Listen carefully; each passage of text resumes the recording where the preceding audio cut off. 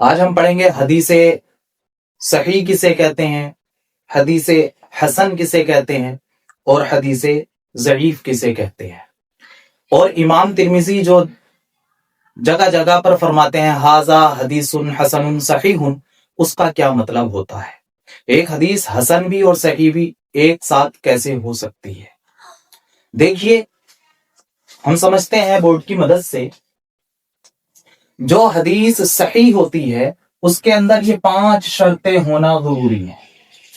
سب سے پہلی شرط، سند متصل ہو، راوی سارے موجود ہوں، محدث سے لے کر حضور صلی اللہ تعالی علیہ وسلم تک ہر ایک راوی کا ذکر ہو۔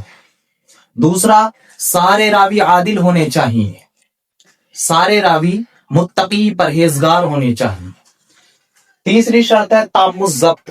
تام الضبط کا مطلب یہ ہوتا ہے سارے راوی جتنے بھی ہیں سب کا قوت حافظہ مضبوط ہونا چاہیے، یادداشت مضبوط ہونی چاہیے۔ وہیں پر چوتھی شرط ہے معلل نہ ہو، وہیں پر شاذ نہ ہو۔ تو یہ 5 شرطیں جس حدیث کے اندر پائی جائیں گی وہ حدیث صحیح کہلائیں گی۔ اب آئیے حسن کی طرف۔ تو حدیث حسن وہ ہوتی ہے جس میں یہ ساری شرطیں موجود ہوں، لیکن ایک شرط جو تیسری والی ہے قوت حافظہ مضبوط والی، وہ اس کے اندر موجود نہ ہو۔ یعنی کسی راوی کا اگر قوت حافظہ مضبوط نہیں ہے، حافظہ کمزور ہے، تو وہ حدیث حسن ہو جاتی ہے تمام محدثین کے نزدیک۔ باقی تمام وہی شرطیں موجود ہیں۔ یہیں پر آپ دیکھیں، اگر یہ ایک نہیں بلکہ ایک سے زیادہ شرطیں مفقود ہو جائیں، زائد شرطیں نہ پائی جائیں، تو پھر وہ حدیث ضعیف کہلاتی ہے۔ یہ تو عام حسن اور ضعیف اور صحیح کی تعریف ہوئی، لیکن امام ترمذی جہاں کہتے ہیں کہ ھذا حدیث حسن صحیح، اس کا کیا مطلب ہوتا ہے؟ تو دیکھیے، حسن وہ ہوتی ہے جس میں ایک شرط مفقود ہو، یعنی قوت حافظہ مضبوط نہ ہو، لیکن وہیں پر اگر اس سند کے علاوہ کوئی دوسری سندیں مل جائیں، کئی طریقوں سے یہ حدیث روایت ہو اور اس میں قوت پیدا ہو جائے، تو امام ترمذی کے نزدیک یہ حسن بھی ہے اور صحیح بھی ہے۔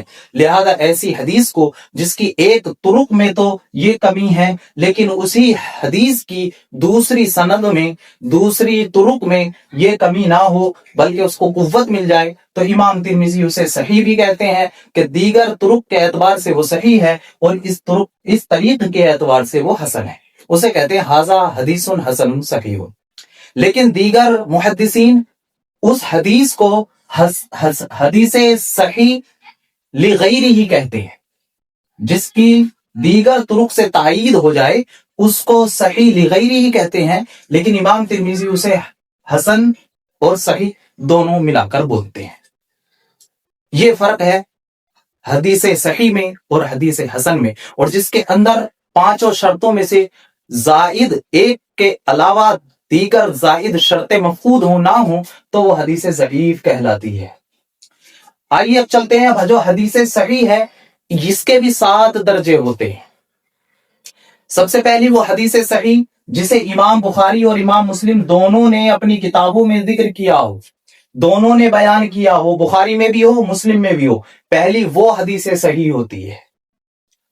دوسرا درجہ جسے صرف امام بخاری نے بیان کیا ہو وہ حدیث صحیح جو امام بخاری کی شرط پر۔